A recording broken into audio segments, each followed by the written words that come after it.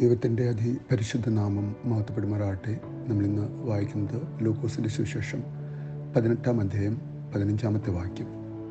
അവൻ തൊടേണ്ടതിന് ചിലർ ശിശുക്കളെയും അവൻ്റെ അടുക്കൽ കൊണ്ടുവന്നു. ശിഷ്യന്മാർ അത് കണ്ട് അവരെ ശാസിച്ചു. ദൈവമേ, സ്തുതി നിനക്ക് യോഗ്യമാവുന്നു, ഭാരിക്കുമോ. അന്നും ഇന്നും ദൈവഭയമുള്ള ദൈവഭക്തിയുള്ള മാതാപിതാക്കൾ തങ്ങളുടെ കുട്ടികളെ ദൈവസന്നിധിയിലേക്കും അവൻ്റെ ആരാധന നടക്കുന്ന അവൻ്റെ ആലയത്തിലേക്കും അവൻ്റെ വിശുദ്ധ ബലികളിലേക്കും അവനെക്കുറിച്ച് പഠിപ്പിക്കുന്ന സൺഡേ സ്കൂളുകളിലേക്കും കുഞ്ഞുങ്ങളെ കൊണ്ടുപോകുന്നുണ്ട്.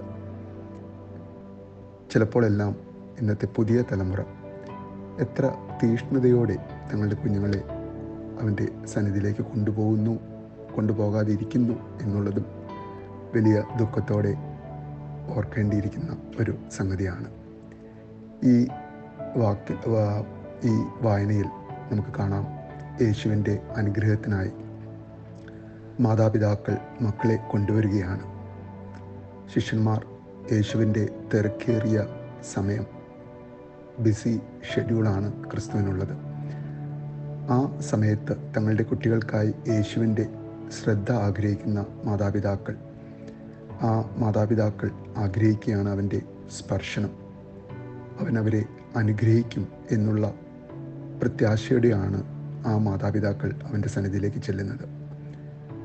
ഇന്നും എന്നും അങ്ങനെയുള്ള ദൈവത്തെ അറിഞ്ഞു ജീവിക്കുന്ന മാതാപിതാക്കൾ ഉണ്ടാകട്ടെ എന്ന് നമുക്ക് പ്രാർത്ഥിക്കാം.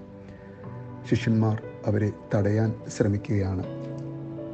ഒന്നും കൊടുക്കാനില്ലാത്തവരാണല്ലോ ഈ കുഞ്ഞുങ്ങൾ. അവർക്ക് വേണ്ടി ക്രിസ്തുവിൻ്റെ സമയം പാഴാക്കാൻ, ക്രിസ്തുവിൻ്റെ വിലയേറിയ സമയം അവർക്ക് കൊടുക്കുവാൻ ഉണ്ടാകില്ല എന്ന് കരുതിയിട്ടാകാം ആ ശിഷ്യന്മാർ മാതാപിതാക്കളെ ശാസിക്കുന്നത്. കുട്ടികൾക്കായി സമയം പാഴാക്കാൻ, യേശുവിൻ്റെ സമയം കളയരുത് എന്ന് ഒരു സ്വല്പ സമയത്തിനെങ്കിലും അവർ വിശ്വസിച്ചിട്ടുണ്ടാകാം.